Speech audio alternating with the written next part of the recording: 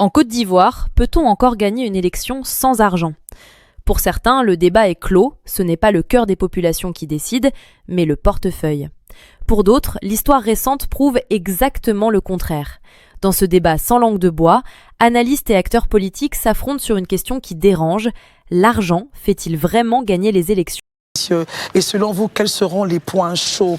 Nous avons donc Abobo, Dieukwé, Bouna, Danane, Ousassandra, Daoukro, Boaké, Grand Bassam, Odiena, enfin bref, messieurs, à chacun son point chaud. Marius Komoué, les législatives ont démarré la campagne basse en plein, la preuve en seconde partie, on aura un candidat. Quel regard selon vous? Où est-ce que les candidats devront vraiment lutter pour obtenir les faveurs, les pronostics donc des électeurs? J'avoue que la question est centrale, hein, et elle est difficile tout de suite de réponse parce que on ne peut pas aujourd'hui deviner au cours d'une élection dans quelle zone plus particulièrement on pourrait avoir des surprises, bien que les faveurs des pronostics sont favorables très souvent à des candidats qui sont plus nantis, qui ont un poids véritable dans leur région. Je parlais par exemple je prends le cas par exemple. Ils sont plus nantis. Je prends du cas, oui, nantis, parce que aller à une campagne, c'est disposer de moyens financiers. Il ne faut pas de campagne. C'est pas le cœur des populations qui vous portent, c'est de l'argent? La campagne se fait avec du matériel roulant, avec une politique de communication, une politique marketing. Il faut aller au contact. On ne s'assoit pas à Bigan ou dans une autre ville, quelle qu'elle soit, pour pouvoir parler aux populations. Il faut aller les toucher dans leur base, leur lieu de résidence, leur lieu de vie quotidien. Et ça demande parcourir les villages, c'est parcourir les hameaux, c'est parcourir les sous-préfectures. Et ça demande des moyens. Et en la matière, si vous n'avez pas prévu tout cela durant des années, ce n'est pas la peine, vous partez handicapé. Parce que si le candidat vote en face de vous, vous avez un adversaire qui a de gros moyens, il est clair que vous partez handicapé et donc pas du tout à rassurer que vous gagnerez cette élection. Je prends une ville comme par exemple Agboville. Moi je vois par exemple les deux candidats du RHDP en roue libre. Il s'agit donc du ministre Pierre Dimba qui aujourd'hui cartonne, rayonne dans cette circonscription électorale. Tous les villages, quand on regarde le travail même abattu, tant au niveau du secteur de la santé, au niveau des infrastructures, en sa qualité de président du conseil régional, le débat ne se pose pas. Quand vous prenez une ville, par exemple, comme Boaké, qui pourrait aujourd'hui prétendre, même un indépendant, pourrait naturellement arracher au cœur des populations boakéennes, eh bien, le travail abattu par le maire de cette cité actuelle, qui n'est autre que le ministre des Transports. Parce qu'il a une implantation, il a travaillé. Il faut aller voir aujourd'hui comment Boaké a été totalement transformé. Si je suis votre regard, Marius Komoué, pour Agboville, pour Boaké, il n'y aura pas match. Tout comme à Abobo, où vous avez le ministre d'État, ministre de la Défense, Téné Birahima, qui part avec les faveurs des pronostics. Vous allez à Makori, qui pourrait naturellement arracher au maire Abi Raoul son fauteuil sur lequel il est implanté. Je ne dis même pas assis. Lui, il est implanté là-dessus. Vous êtes en campagne, Marius. Ah non, mais je connais parce que je suis un enfant de Makori. Moi, je suis un enfant d'Abidjan Sud. Vous allez à Port-Boué. Qui peut lui arracher son fauteuil au maire Sylvestre Emou? Non, c'est des gens qui sont implantés. Parce que, vous savez, à Port-Boué, c'est des familles. Ils se connaissent en famille, ils se courtoient depuis des lustres. Et donc, un tel candidat qui est plus produit de la maison, qui est plus produit de Port-Boué, il est difficile quand même de l'enlever de son fauteuil. C'est pour ça qu'Akan Ogui est longtemps resté planté, député maire de Port-Boué. Et Emou Sylvestre suit les traces de sa vieille mère. Non, de sa marraine, on va dire. De sa marraine, non, mais. C'est plus beau, élégant pour la télé. À Port-Boué, on dit la vieille mère. Mais c'était l'expression, c'était juste pour. C'était une expression affective. C'était pas autre chose. À la TV, sur le plateau de Light, le grand truc, on va dire pour sa marraine. C'est plus élégant. Son mentor.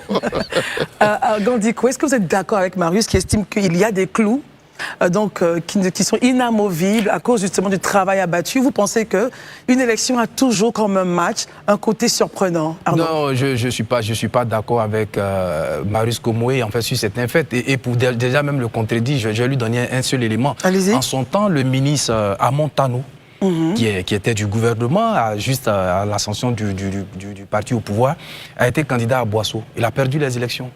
voyez, le ministre... Il avait l'aura... Justement, si on se base sur ce qu'il dit... Non, cet exemple est un mauvais exemple. Non, parce qu'à Boisseau, moi je suis un enfant de cette zone. Ah non, mais vous avez pris le mauvais exemple. Parce que monsieur Arnaud Tasson ne va même pas au village. On ne le connaît même pas. Il est fils de la région, mais il n'y allait pas. Il avait les sous, vous avez parlé tout à l'heure des sous. Je vais encore plus loin. Je suis. À Yopougon, le ministre des Affaires sociales d'alors, le président du directoire du RHDP que vous connaissez bien en son temps, l'ancien maire de Yopougon a perdu les élections contre la coalition PDCI. Comment on appelle la PPACI, EDS. Oui. Donc moi je pense que c'est une réalité africaine. C'est vrai que l'argent, tout et tout peut plus pouvoir agir, mais on a vu dans cet effet. Parce que si on voulait se baser sur ça, ne serait-ce qu'à Tia Salé seul, où la Sanogo apparaît avec de grands moyens, tout et tout, mais il a perdu plusieurs fois devant le jeune Assalé Timoko, si je peux m'exprimer ainsi. Moi je pense qu'à l'heure actuelle, les élections en Côte d'Ivoire, c'est un contrat entre les électeurs et la population. Et les candidats. Pardon. Et il y a dans certaines zones, je prends par exemple une ville comme Gagnoa, l'actuel député maire qui était candidat indépendant a pu battre les candidats du pouvoir d'alors avant de revenir au RADP. Pour moi, c'est une question de contrat et c'est une question de travail de longue haleine, vous voyez. Parce que si on devait se baser sur ça, il y a certaines zones où il ne devait même pas avoir campagne. Aujourd'hui, c'est vrai qu'on parle d'Agboville, c'est vrai. Ben, moi, j'attends de voir Agboville parce qu'on peut toujours avoir de la surprise. C'est vrai que le président du conseil régional, que je salue au passage, le ministre Demba, fait un travail colossal. C'est quelqu'un qui est très efficace, discret. Mais je pense qu'il faut toujours attendre au soir des élections. Sinon, les indépendants n'allaient jamais battre les candidats du parti au pouvoir qui ont toute la logistique nécessaire. Aujourd'hui, il y a des grands challenges à jouer. Quand je prends par exemple comme Bingerville, où on a l'actuel député maire qui parle. Parce que n'oubliez pas que ça dépend des contextes. Certains ont été élus parce que par le passé, il y avait eu de boycott de certains candidats, il y a certains partis au pouvoir, il y a certains partis qui n'avaient pas été candidats. Et aujourd'hui, à part le PPACI, il y a certains candidats quand même comme du PDCI qui viennent. Et je ne serais pas surpris que de grosses tête du pouvoir puisse tomber. Là, je ne serais pas surpris. Voilà. Donc, je ne partage pas vraiment totalement cet avis, même si en Afrique, sous notre tropique, l'argent et bien la logistique, c'est un élément vraiment fort, mais on a vu ça et des gens ont perdu dans ce pays-là. Arnaud, quel sera donc votre centre d'analyse justement de ces points? Pensez-vous qu'il y aura des inamovibles ou de grosses surprises? Oui, il y a des personnes qu'il est difficile de, permettez-moi l'expression, de détrôner parce que ils connaissent la zone, ils travaillent sur la zone depuis plusieurs années.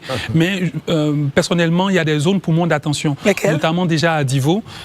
À Divo, où on a un très jeune au niveau du PDCI, Joël Akoun, qui va affronter la machine du RHDP qui est bien en place à Divo depuis un certain moment. Et puis on a Israël Guébo également, qui était candidat à Bobo, qui est finalement indépendant et cette fois-ci candidat à DCI, qui se retrouve finalement à Divo, il a quitté à Bobo. Il y a Tia Salé également qui a été cité. Je trouve que Tia Salé, ce sera un point d'attention également. Est-ce que le député maire Assalé Timoko va consolider sa base, son ancrage, etc. à Tia Salé, ou bien les efforts répétés de M. Sanogo Alpha à Tia Salé finiront par porter leurs fruits. Donc il y a ça qu'il va falloir analyser. Mais ce que je déplore en revanche dans cette campagne et dans quelques campagnes précédentes, c'est les menaces à peine voilées, les chantages aux infrastructures. Par exemple. Je vais y arriver. Le chantage aux infrastructures et puis des promesses qui ne cadrent pas avec la mission en principe qui est assignée aux députés. Pour ces différents exemples, premièrement pour la mission, on a vu plusieurs candidats. Je préfère ne pas nommer parce que ce qui est important, c'est ce qui a été fait et ce qui est à dénoncer par les individus, mais des promesses qui relèvent soit du conseil régional ou de la municipalité, construire des routes, prendre en charge des cotisations sociales, etc., qui n'ont absolument rien à voir avec le mandat du député. Peut-être qu'elles peuvent être faites par le cadre, en tant que cadre de la localité. Ok, mais ce ne sont pas des choses qu'on annonce pendant la période électorale. Ça manque d'équité, ça manque d'élégance. Deuxièmement, il y a des menaces.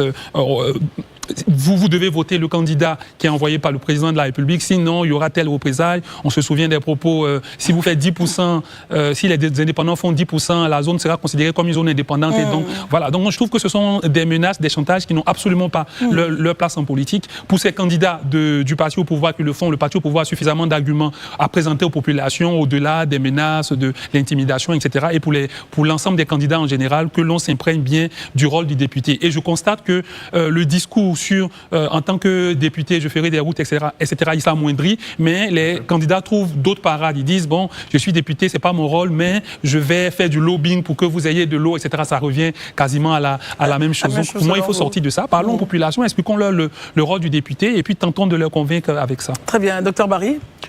Christelle, déjà pour la campagne, je pense qu'elle débute de façon civilisée, avec une ambiance bon enfant. Même le PPACI qui n'est pas au scrutin a demandé à ce qu'il n'y ait pas de violence. Je pense que c'est un décalage complet avec le contexte de la campagne pour la présidentielle. Ça, c'est déjà à saluer. Maintenant, revenant aux candidats, je pense que M. Komoué a souligné les moyens financiers. Mais qui ont confirmé qu'ils ne soutenaient pas les candidats sortis de leur sein indépendant. Tout à fait. Quand ils soulèvent le point de l'argent, il ne faut pas forcément voir ça sur un point négatif. Je pense que pour déjà faire une communication médiatique, ça demande des moyens financiers. Pour louer un endroit, louer la logistique, pour faire un meeting, ça demande de gros moyens financiers. Donc je pense que moi, je prendrai le volet financier sous ce angle-là, pas l'angle de soudoyer des consciences. Je pense que c'est un peu ça qu'il avait voulu souligner. Maintenant, effectivement, là aussi, je peux être d'accord avec lui, c'est sur certaines spécificités de localité électorale. Port-Boué, par exemple, l'a dit, sociologiquement, ce sont de grandes familles qui se connaissent historiquement, qui ont toujours voté PDCI. C'est comme Marcory, c'est pareil. Le ministre, comment il s'appelle, le ministre Laurent Tchagba, qui est Hachan, comme M. Abi Raoul, il a perdu parce que M. Abi Raoul il a quand même un ancrage au niveau local. Et Marcory, Koumassi, généralement, ce sont des grandes familles qui se connaissent, qui ont un vote historique. Et selon vous, ça ne peut pas changer? Non, ça peut changer, mais ce sera difficile. Ce sera difficile. Une élection n'est jamais gagnée d'avance. Ça, il faut déjà clarifier, sauf si vous êtes candidat unique. Mais si on part sur cette... C'est le taux de participation. Si on part sur la base sociologique... S'il y a plusieurs candidats, tout dépend de la localité. Comme je l'ai dit, à Port-Boué, il y a une spécificité sociologique. Au plateau, c'est pareil. À Cocody, c'est pareil. Mais dans certaines zones, à Tiasalé, à Beauville, vous pouvez avoir une surprise de dernière minute. Il y a des ministres qui ont été battus historiquement, on le sait. Le FPI, par exemple, a organisé des élections municipales en 2001, si ma mémoire est bonne. Mais le RDS s'est imposé dans certaines localités. Et lors des législatives de 2000, le PDCI s'était imposé dans certaines localités. Donc il y a des localités où les dés sont ouverts. Il peut y avoir des surprises. Même des ministres peuvent être battus. Ça, c'est pas nouveau, on l'a déjà vu. Mais ce que je note, Arnaud l'a souligné, c'est que le débat sur les promesses entre griffes fallacieuses a tendance à se réduire. Pourquoi? Parce que dans le débat public, on a posé la question du profil du député. Qu'est-ce qu'il doit faire? Aujourd'hui, je parie que si vous interrogez plusieurs Ivoiriens, ils sont capables de vous dire clairement quel est le rôle d'un député. Ça, c'est à saluer. Ça ne va pas disparaître d'un coup, mais c'est progressivement, d'élection en élection, vous allez voir que le débat sera rehaussé et on va parler projet. Merci.